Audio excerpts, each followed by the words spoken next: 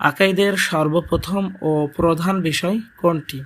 তো পরীক্ষায় তোমরা প্রত্যেকটি এমসিকিউ এর জন্য 4টি অপশন পেয়ে যাবে, তোমাকে একটি সঠিক উত্তর বেছে নিতে হবে। 1 নম্বর প্রশ্নটির সঠিক উত্তর হলো গ তাওহীদ। 2 নম্বরে তাওহীদ ঈমান ও ইসলামের মূল ভিত্তি কি? 2 নম্বর প্রশ্নটির সঠিক উত্তর হলো ক কালিমা তয়্যিবা।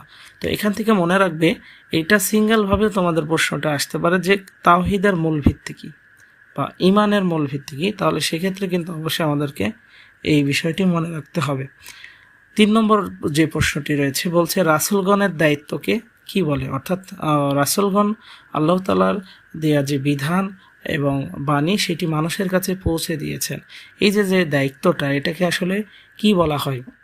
3 নম্বর প্রশ্নটির সঠিক উত্তর হলো ঘ নবুয়ত।